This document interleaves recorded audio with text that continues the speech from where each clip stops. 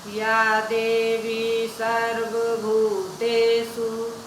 विद्यारूपेण संस्थिता नमस्तस्यै नमस्तस्यै नमस्तस्यै नमो नमः।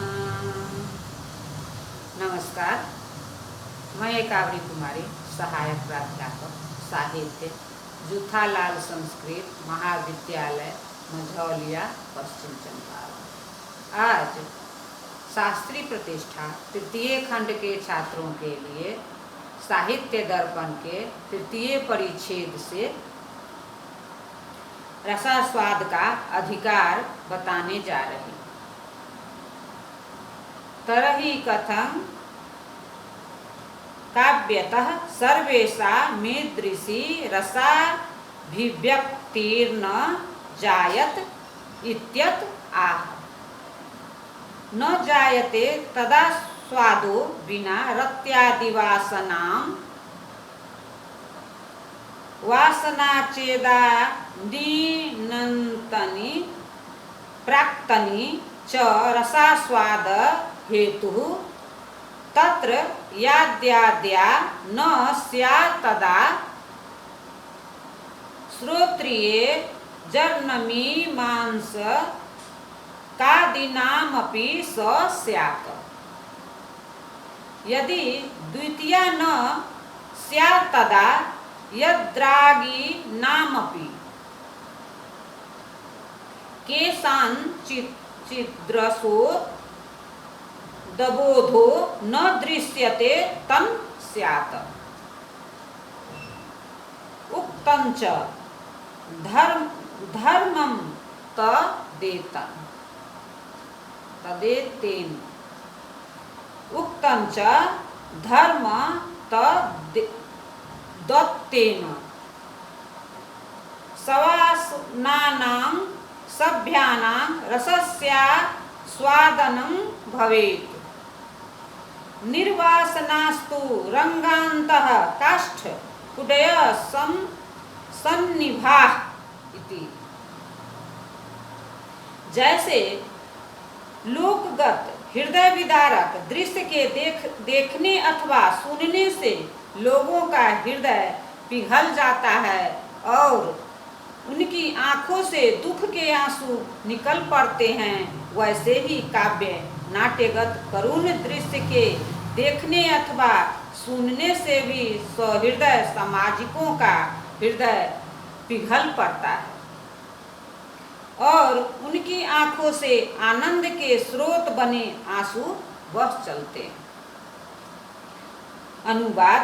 यहाँ यह भी प्रश्न स्वाभाविक है कि जबकि रस आनंद रूप आह्लादमय हुआ करता है तो उन सभी लोगों को जो कि काव्य अथवा नाट्य के पढ़ने अथवा देखने वाले हुआ करते हैं, क्योंकि काव्य अथवा नाट्य से यह आह्लाद अनुभव, यह आनंदास्वाद नहीं मिलता करता। इसका भी समाधान है। जब तक काव्य नाट्य के सामाजिकों में रत्यादि रूप वासना जन्म जन्मांतर से संचित सूक्ष्म रत्यादि संस्कार न हो, तब तक उन्हें रत्यादि का आस्वाद रस भी क्यों कर मिलने लगे। यहाँ अभिप्राय यह है, रसास्वाद के लिए वासना का होना नितांत आवश्यक है। यह वासना दो प्रकार की हुआ करती है। पहली आधुनिक इदानीनतनी और दूसरी प्राचीन प्राक्तनी। रसास्वाद के लिए जैसे पहली वासना आवश्यक है, वैसे ही दूसरी भी, क्योंकि यदि पहले प्रकार की वासना रसास्वाद के लिए आवश्यक न हो, तब तो शुष्क हृदय श्रोत्रिय और वेदवादरत मीमांसा पंडितों को भी रसास्वाद हुआ करे। इसी प्रकार यदि दूसरे प्रकार की वासना को रसास्वाद की भूमिका न माना जाए,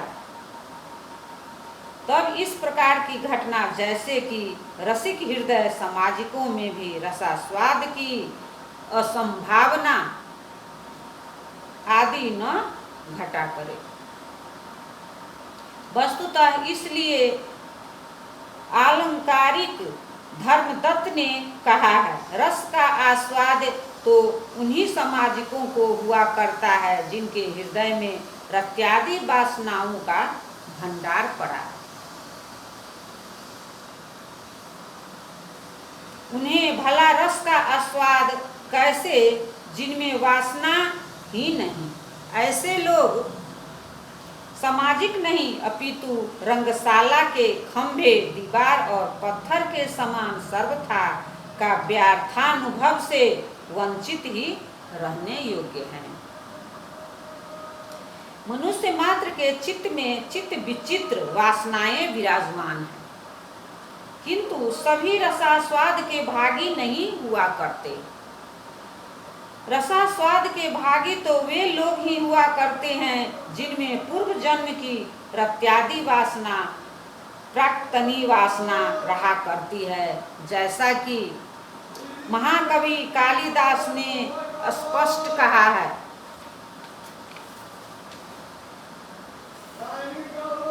ननु कथं रामादि रत्याद्युदबोध कारणहि सीतादिभिः समाजिकरत्याद्युदबोध इत्युच्यते।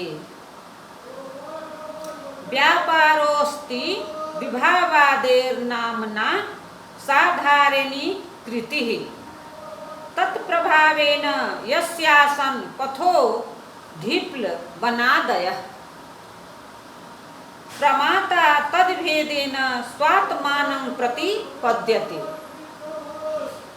रम्यानि वीक्ष्य मधुराश्च निशम्य शब्दानि पर्यत् सुखी भवति तत् सुखितोऽपि जन्तुः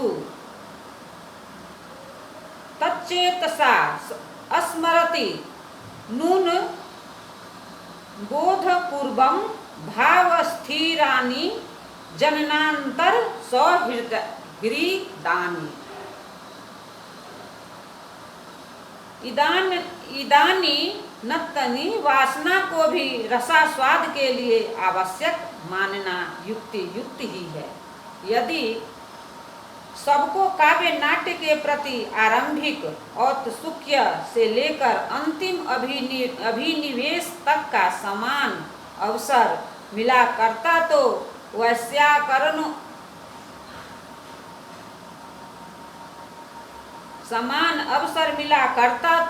वैयाकरणों और मीमांसकों को शुष्क हृदय न कहा जाया करता। वैयाकरणों और मीमांसकों को रसास्वाद नहीं मिला करता। इसका अभिप्राय यही है कि जब इस जन्म में का व्यर्थ भावना का अवसर न मिले तो भावी जन्म भी रसास्वाद शून्य ही प्रतीत होंगे। इस जन्म में वैयाकरणों और मीमांसकों के लिए काव्यार्थ भावना के अवसर के अभाव का कारण मध्यकालीन भारतीय शिक्षा प्रणाली में खोजा जा सकता है। विश्वनाथ कविराज का यह संकेत एक विचारणीय संकेत है। यह सब तो हुआ, किंतु एक प्रश्न यह है, नाट्य काव्य में उपस्थापित रामादि नायकों के रत्यादि भावों के उद्बोधन कारण सीतादि नायिकाओं के दर्शन अथवा श्रवण के सामाजिक जन के हृदय की रत्यादि वासनाएं क्यों कर उद्बुद्ध हो सकती है। इसका समाधान इस प्रकार है। काव्य नाट्य में वर्णित विभाव, अनुभाव और व्यभिचारी भावों में साधारणीकरण की अलौकिक शक्ति रहा करती है। इस शक्ति की ही यह महिमा है कि प्रत्येक सामाजिक अपनी अपनी व्यक्तिगत सीमाओं से परे पहुंच जाता है और अपने आप को उन महावीर राम आदि नायकों के समान वस्तुतः उनसे अभिन्न मानने लग जाता है, जिनकी समुद्र समतरण, रावण वध आदि आदि लीलाएं लोक जीवन में अत्यंत असाधारण लोकोत्तर मानी गई है और वस्तुतः है भी। काव्य नाट्य के सामाजिकों के सहृदय कहा जाया करता है। वस्तुतः काव्य नाट्य की यह महिमा ही है जो लोगों को सहृदय बनाया करती है। काव्य नाट्य की यह महिमा उसकी व्यंजकता शक्ति है, जो उससे प्रभावित होने वाले के भिन्न भिन्न व्यक्तित्व की एक सहृदय व्यक्तित्व के रूप में बदल दिया करती है। लोकगत रत्यादि भावों के कारण सामग्री से भिन्न भिन्न लोगों को भिन्न भिन्न प्रकार का अनुभव हुआ करता है, किंतु काव्य नाट्यगत विभाववादी सामग्री रस रूप अनुभव को ही जन्म देती है। विभाववादी के साधारणीकृत की शक्ति वस्तुतः काव्य नाट्य की व्यंजना शक्ति ही है, अन्य कुछ नहीं। यहाँ विश्वनाथ कविराज ने व्यंजना का नामोल्लेख न कर उसके महाप्रभाव का उल्लेख किया है, जिससे व्यंजना के वैभव का पता चल जाए और उसके स्वरूप साक्षात्कार के लिए पाठक उत्कंठित हो जाए। काव्य नाट्य के नायक और सामाजिक जन का साधारणीकरण। ननु कथं मनुष्य मात्रस्य समुद्र लंघनादा उत्साहोद बोध इत्युच्यते।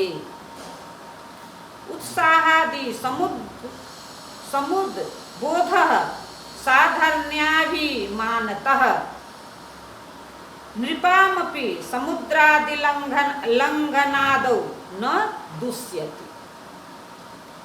सामाजिकों की रत्यादि वासनाओं और नायकों के रत्यादि भावों का साधारणीकरण।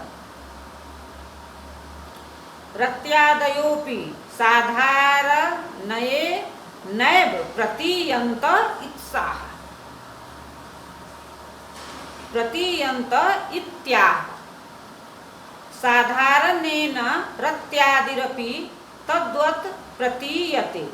रत्यादेरपि स्वात्मगतत्वेन प्रतीतौ सभ्यानां ब्रीडातंकादिर्भवेत् परगत्वेन त्वरस्यता पातः।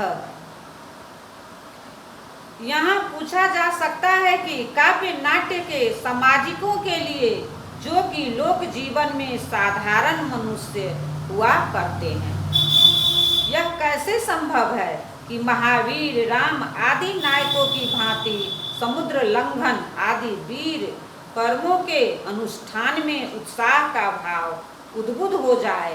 किंतु इसका उत्तर सरल है और वह यह है, जबकि काव्य नाट्य की साधारणीकृति की शक्ति से सामाजिकों के हृदय में महावीर राम आदि नायकों के साथ अभेद अथवा तादात्म्य की भावना जाग उठी, तब यदि प्रत्येक सामाजिक का हृदय, भले ही वह लोक जीवन का एक साधारण मानव हृदय हो, समुद्र संतरण सरीखे भयंकर वीर कर्मों के प्रति भी उत्साहादि महाभावों से भर उठे और असंभव को संभव बनाने की शक्ति का अनुभव करने लगे, तो आश्चर्य क्या और आपत्ति क्या। यहाँ रसिक के साधारणीकृत व्यक्तित्व का जो निरूपण है वह अत्यंत सुंदर ही महत्वपूर्ण है। सहृदय सामाजिक की रामादि नायकों के साथ यह तादात्म्य स्थापना रसास्वाद भी भूमिका तो है ही साथ रामादिवत वर्तितव्यम च रावणादिवत के सरस कर्तव्योपदेश की भी भूमिका है। काव्य नाट्य की साधारणीकृति की शक्ति किस प्रकार रामादिगत रत्यादि भावों को भी सामाजिकों की रत्यादि वासनाओं से एक रूप एक रस बना दिया करती है, इसका विचार किया जा रहा है। जैसे काव्य नाट्य के साधारणीकरण व्यापार से सामाजिकों में, जैसा कि ऊपर बताया जा चुका है, समुद्र लंघन आदि के प्रति उत्साहादि का महाभाव जाग उठता है, वैसे ही उनमें रत्यादि भाव भी उद्बुद्ध हो जाया करते हैं। यहाँ आशय यह है, काव्य नाट्य में उपस्थापित रत्यादि भाव न तो सामाजिकों को अपने वैयक्तिक रत्यादि भाव के रूप में प्रतीत होते हैं और न रामादि नायकों के ही व्यक्तिक रत्यादि भाव के रूप में, क्योंकि यदि कोई भी सामाजिक काव्य नाट्य में वर्णित रत्यादि भाव को अपना स्वगत रत्यादि भाव मानने लगे, तब उसे रसास्वाद मिलना तो दूर रहा, उल्टे लज्जित होना पड़ेगा। यदि उसके पास कोई बड़ा बूढ़ा हो अथवा सशंक बने बैठना पड़ेगा। यदि कोई और उसकी बराबरी का दिखाई दे अथवा आतंकित रहना पड़ेगा। इसके अतिरिक्त यदि सामाजिकों ने इन रत्यादि भावों का नायकादिगत परगत ही मान लिया, तब उन्हें उनसे रसास्वाद तो मिलने से रहा, उल्टे उनके प्रति उदासीनता और उपेक्षा ही उत्पन्न हो जाएगी। काव्य नाट्य से अभिव्यक्त रत्यादि भाव क्योंकर रस रूप हुआ करते हैं और रस रूप होने से क्योंकर स्वगत नहीं माने जा सकते।